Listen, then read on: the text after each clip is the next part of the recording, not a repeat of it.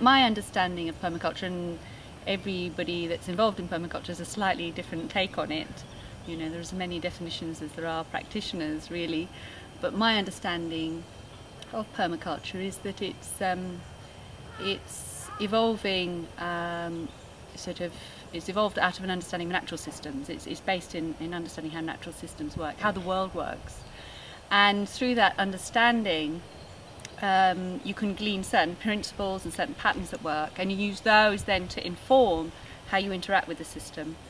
So it's quite practical. You know, there are lots of sort of tools about how you interact with landscape, about how you build communities, and so on and so forth. But it's actually also quite profound in a way, in that it's about reconnecting ourselves with the natural world.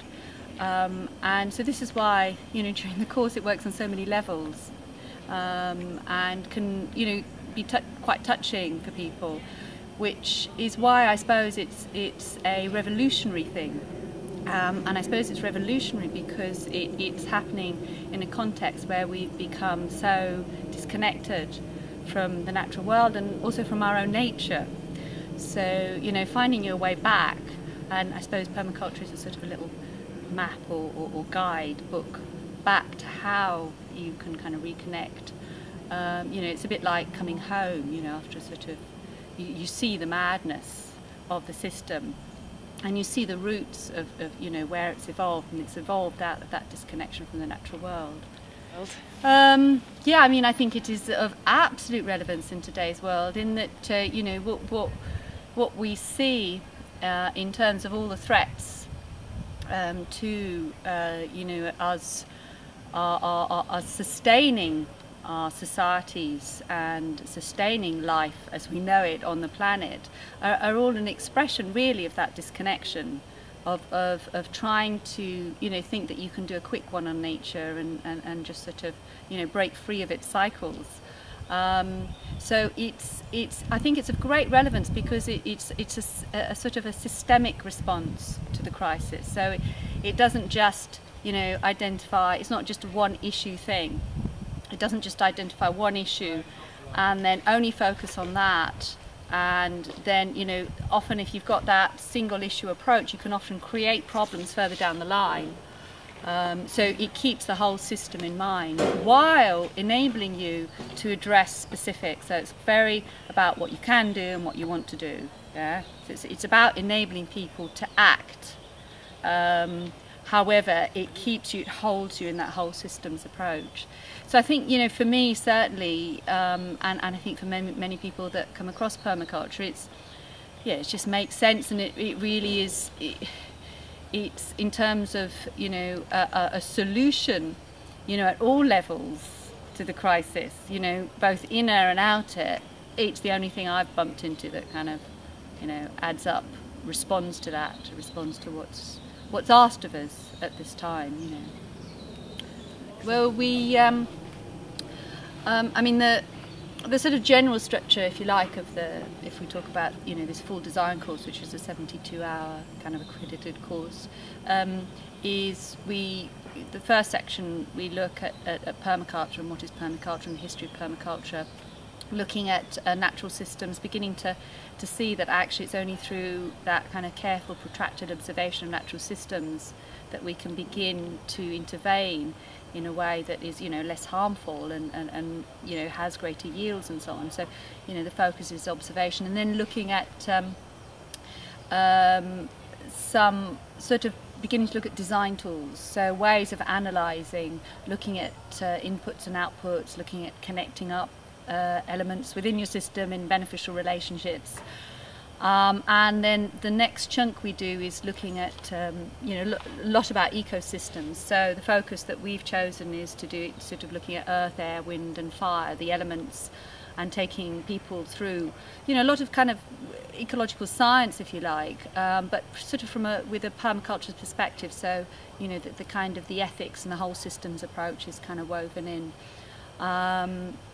And also the approach, you know, a lot of these, the things that we learn which are about landscape and ecology, a lot of them are metaphors also for, you know, social sort of systems as well. So that's, very much at the heart of permaculture. And then the last block is about application, so looking at how we can apply the things that we've learned in our own lives. Hearing about other projects like this amazing project here, Hawkwood, and also sort of enabling people that throughout the course people develop their own design project, and that's actually applying the things that you've learned to projects that you may want to focus your energies on. So that's the kind of general sort of structure and content of the course. Well, it's always that kind of magic of just having this this synergy of relationships, which we talk about in permaculture, and it happens real time in the course. So you see, in relationships between people. So each kind of group has their particular energy, and there are all these incredible characters that are there, and you see all these. It's self-organising, like this time, the way that the food was organised was just beautiful, So I think that sense of actually creating and holding a space where you can just let that happen naturally is really magic, really magic. And so I think actually when I suppose you create the space and then people feel that they can put their heart into it, that's when it begins to feel, for me personally, that's the bit that I really, really enjoy. It's that kind of, heart energy. I mean, it's the thing about permaculture is that it's, it can be applied anywhere really. It doesn't matter if you're on the sort of the 20th floor of a high rise. I mean, its applications are relevant to anybody, no matter what your income or where you live. So, and it is very usefully applied in urban settings. And as I said, it does have quite a lot of, in terms of sort of social networks and organising yourself socially. It's got lots of lessons and lots of tools. I mean, nature-wise, was born in London and continues to sort of work in London, promoting courses, running courses. We've also got a little land-based project, a forest garden in Hornsey Rise, and an allotment, a community allotment that we run.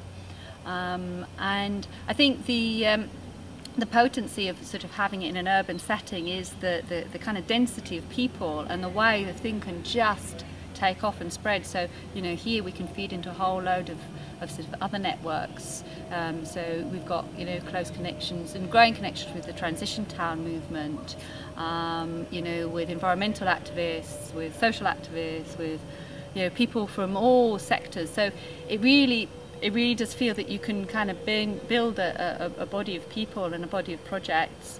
People can visit projects. I mean, there are lots of little projects that are just kind of growing up in the cracks in the concrete, all over London. So it's quite an exciting place to actually seed permaculture.